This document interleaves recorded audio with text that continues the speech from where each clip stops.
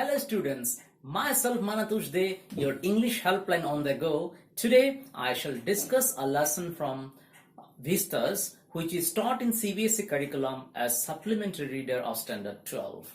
The lesson under discussion today is The Tiger King by Kalki.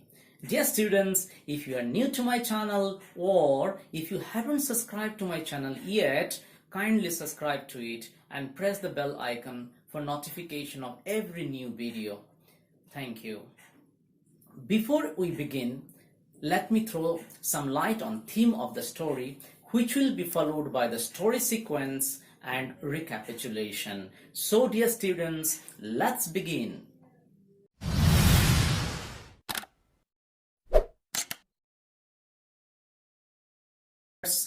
First, let's switch on to the theme. The writer tries to tell us how kings not interested in the welfare of the people circumvented all laws to suit their own selfish interests.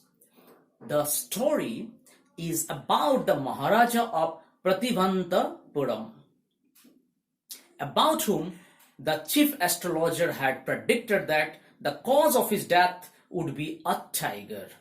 The prophecy of the astrologer proved to be true despite king's best efforts to prove it wrong.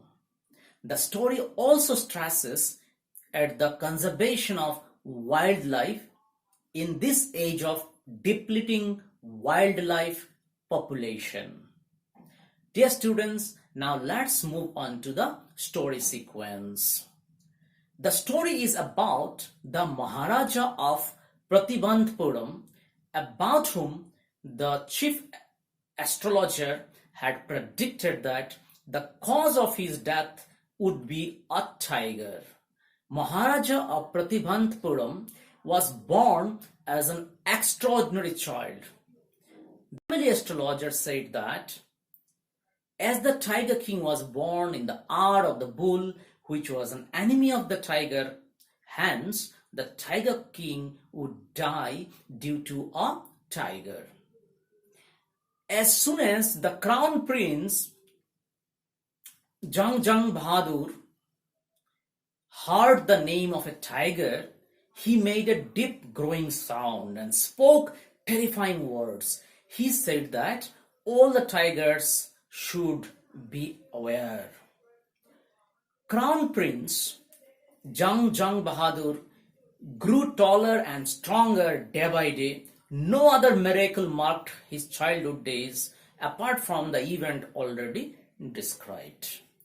The boy drank the milk of an English cow, was brought up by an English nanny, tutored in English by an English man, saw nothing but English films, exactly as the crown princes of all other Indian states did. Dear students, Jang Bahadur here refers to the Tiger King actually, okay, his boyhood life. At the age of 20, he became the ruler of his state.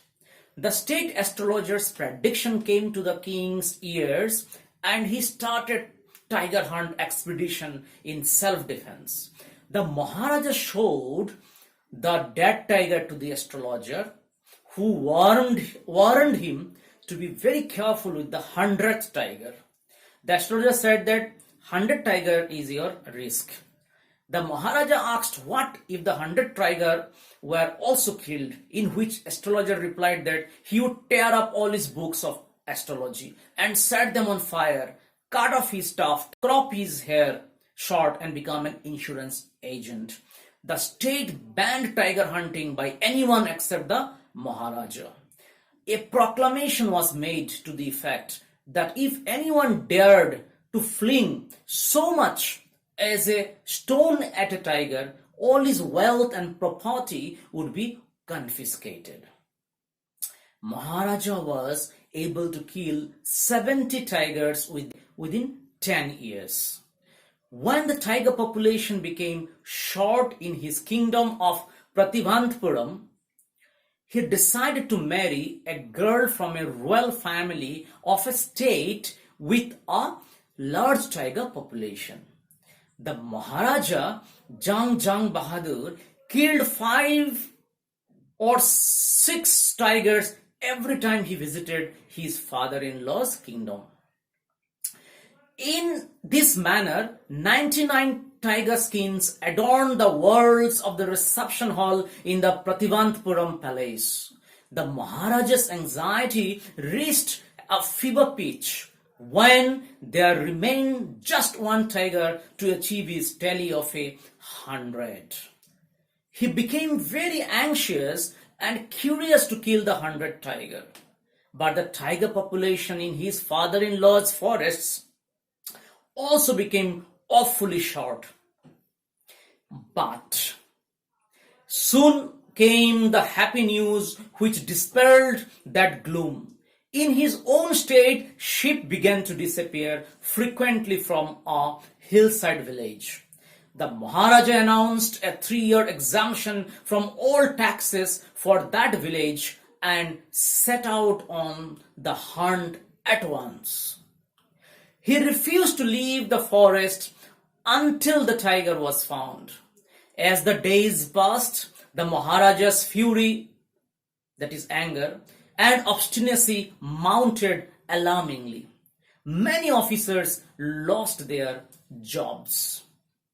One day, when his anger was at its height, the Maharaja called the Diwan and ordered him to double the land tax immediately.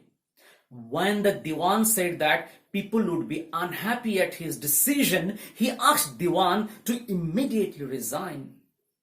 Now you can imagine, dear students, how impulsive was Maharaja. And Maharaja was the metaphor for all the kings of the then Indian society. They are very impulsive in nature. The Diwan found that the tiger had been brought from the People's Park in Madras, was hidden in his house. Therefore, he felt relieved. At midnight, when the town was asleep in peace, the Diwan and his aged wife dragged the tiger to the car and shoved it into the seat. The Diwan was thoroughly exhausted in his efforts to pull the beast out of the car and push it down to the ground because the tiger was reluctant to come out of the car. The next day, Maharaja was very happy to see the 100th tiger and he aimed at the tiger. The tiger fell down as if it had been shot dead by the king. But in fact, the tiger did not die. He was overjoyed to have killed the 100th tiger and had fulfilled his vow.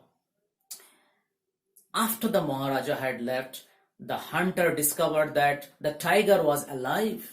The tiger got faint as a mere shock when the bullet went very close to his body. One of the hunters then killed the tiger. The hunters followed the king's orders and took the dead tiger to the town in a procession. It was buried and a beautiful tomb was erected on the tiger's grave. After a few days, the Maharaja's son's 3rd birthday was celebrated. King Jang Bahadur wanted to give a special gift to his son on his birthday, so he went to the shopping center in Prativantpuram. He saw a wooden tiger in a toy shop and considered it to be the perfect gift for his child. The king was very happy and he said that this was the shop owner's gift to the crown prince. He took the tiger with him. While playing with his son with the wooden tiger, one of the tiny slivers pierced the Maharaja's right hand. 3 famous surgeons were brought in from Madras. After holding a consultation, they decided to operate. The operation took place, but unfortunately, Maharaja did not survive. Thus, the wooden tiger, which was actually the 100th tiger, had killed Maharaja of Prativantpuram. Therefore, the astrologer's prediction came true. Dear students, now let's move on to the recapitulation part. Maharaja Pratibandpuram, born as an extraordinary child. Prediction about his death due to a tiger. The child was born under the bull star. Bull and tiger are the enemies. The child was brought up like an English child. The prince grew up and became a great king. The king declared to kill a tiger, kill the first tiger successfully. But the chief astrologer warned him that he will be killed by the 100th tiger. King became the sole hunter, banned hunting in his state. The child was brought up like an English child. He started killing tigers and thus killed 70 tigers. He married a princess whose kingdom boasted of tigers. He killed 99 tigers, but he was unable to find one more tiger in his father-in-law's forests. The Diwan brought an old and weak tiger from the zoo of Madras. The tiger king aimed at it, but it fainted. The king thought that he had killed the 100th tiger. After the king went away, the tiger opened its eyes in bafflement. One of the hunters then killed it. The tiger was honored and taken in a procession as ordered by the Maharaja. The king purchased a wooden tiger for his son to give him some special gift on his birthday. Its liver pierced the hand of the king. Infection flared and developed into suppurating sore. 3 surgeons from Madras operated on the tiger king, but the operation unfortunately was unsuccessful and the king died. Thus, the astrologer's prediction came out to be true. Dear students, that's the end of the explanation of the chapter The Tiger King. Hope you have understood the narration of the story. Kindly do share this video with your friends so that they can also reap the benefit of this concept video. Thank you so very much for watching. Till I come up with another video very shortly. Take care, bye bye, and thank you once again for watching.